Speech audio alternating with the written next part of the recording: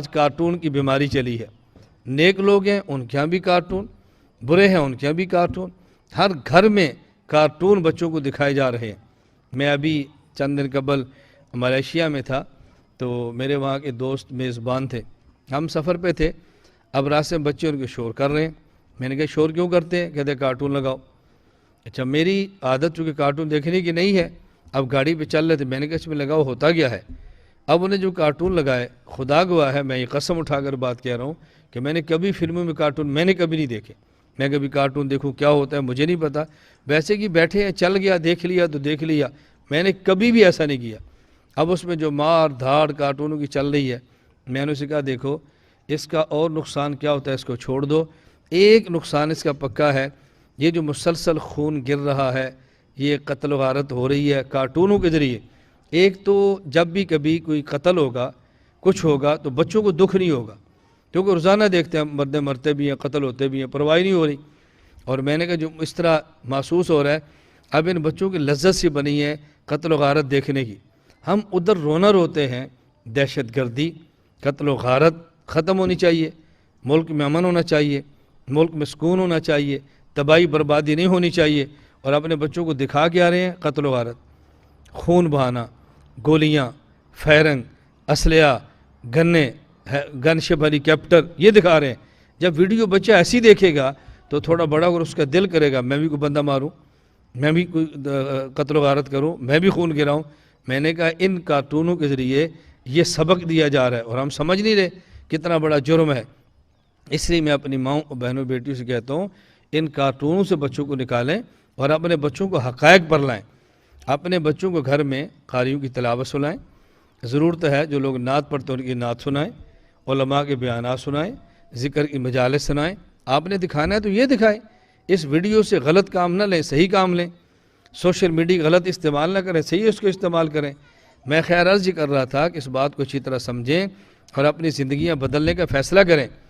ہمارے ہاں جس کو بھی دیکھو اپنے بچوں کے لیے کپڑے لیتے ہیں.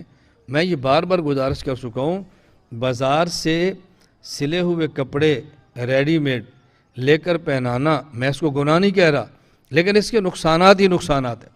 اپنے بچوں کے لیے کپڑے خود خریدو اور ان کو خود سی کر دو.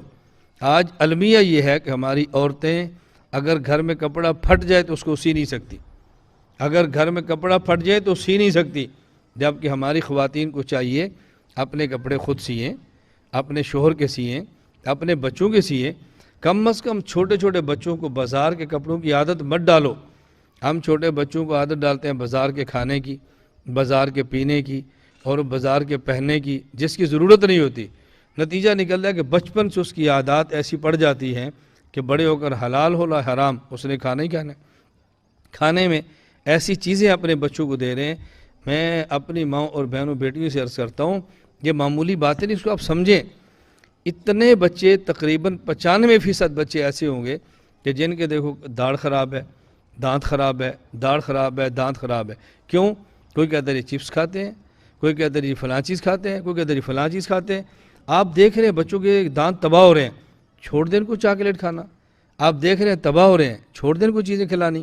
معدے ان کے تباہ ہو رہے ہیں، دانت ان کے تباہ ہو رہے ہیں، جسم ان کے برباد ہو رہے ہیں اور تباہی کے دانے پر لاتے ہیں اور خریدتے بھی ہیں، پیسے بھی دیتی ہیں، پھر بھی بیماریاں خریدتی ہیں. میں تو اپنے گھر بھی کہتا ہوں اور باقیوں سے بھی کہتا ہوں کہ اس بات کا اہتمام کریں کہ اپنے بچوں کو گندم کی روٹی کھلائیں، اپنے بچوں کو دودھ پلائیں، اپنے بچوں کو لسی پلائیں، اپنے بچوں کو مکھن کھلائیں، اپنے گھر کی خوراکیں دیں. اس کا بہت زیادہ اہتمام کریں. ابھی جب چند دن قبل ہم ملیشیا میں تھے تو ایک جگہ پہ میں دعوت پر گیا. اب دعوت ایسی مدرسہ، ساتھ بہترین سی جگہ، پھر چھوٹی سی نہر اور پھر آگے باغات. تو اب نہر کے کنارے پر انہوں نے کھانا بنایا. تو ہمارے ایک دوست تھے تو ان کے ساتھ 2 بچے تھے. مجھے بہت خوشی ہوئی. فوراً ان بچوں نے کپڑے تبدیل کیے اور سیدھا نہر میں، نہر چھوٹی سی جس میں پانی بہتا تھا، اب وہ کھیل رہے. میں بہت خوش ہوا. میں نے ان سے کہا یہ بات یاد رکھنا، جو شخص یہ چاہے کہ ان کے بچوں کا جسم طاقتور ہو، ان کو چاہیے کہ بچپن میں اپنے بچوں کو مٹی میں کھیلنے دے. جو بچہ بچپن میں مٹی میں کھیلتا ہے، ننگے پاؤں مٹی میں، جسم پہ مٹی، پھر نہاتا ہے، اس بچے کا جسم مضبوط بہت ہوتا ہے. اور ہم یہ سمجھتے ہیں ہر وقت جراب، ہر وقت کپڑے، ہر وقت ڈھکا ہوا ہے، چھپایا ہوا ہے. ہم اپنے بچوں کو فارمی چوزا بنا دیتے ہیں، اتنا اس کو نازک بنا دیتے ہیں کہ چھوٹی سی بات پہ ڈرتا ہے، گھبراتا ہے، گر جائے تو چیختا ہے. اور جب بتاؤ یہ بڑا ہو کر یہ کیا دین کا کام کرے گا، کیا یہ مزدوری کرے گا، کیا یہ مشقت کرے گا، کیا یہ کام کرے گا. میں اس لیے اپنی ماؤں اور بہنوں بیٹیوں سے عرض کرتا ہوں کہ اپنی اولاد کو بچپن سے ان چیزوں کا عادی بناؤ، بچپن سے ان چیزوں کا عادی بناؤ. اس سے بچے مضبوط ہوں گے اور بچے پختہ ہوں گے. اور اسی طرح ہمارے جو چھوٹے بچے ہیں ان کو کھیلنے کے لیے کھلونا دینا چاہیے، لیکن کھیلنے کے لیے کھلونا تصویر والا ضرور دینا ہے، ناچنے والا بابا ضرور دینا ہے، ڈانس کرنے لڑکی ضرور دینی ہے. کیا کھلونے کے لیے اور کوئی چیز موجود نہیں ہے؟ ہم بازار بھی جاتے ہیں تو کھلونے والی چیزیں، کپڑے ریڈی میڈ لیتے ہیں تو تصویر والے، بوٹ لیتے ہیں تصویر والے، جوتیاں لیتی ہیں تصویر والے، حتیٰ کہ اپنے بچوں کے لیے کوئی بستہ بھی لے جس میں کتابیں ڈالنی ہیں وہ بھی تصویر والا. چھوڑیں ان چیزوں سے، بچائیں خود کو. اور ہم آخری نبی حضرت محمد مصطفیٰ صلی اللہ علیہ وسلم کی اگر تعلیمات پر یقین رکھتے ہیں تو ہمیں اس پہ آنا چاہیے.